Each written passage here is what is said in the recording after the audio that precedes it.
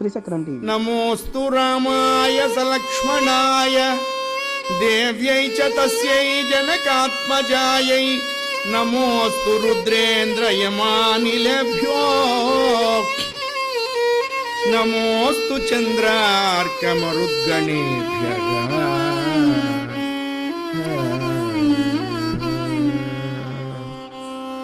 లక్ష్మణుడితో కూడి ఉన్న రామచంద్రమూర్తికి నమస్కారం.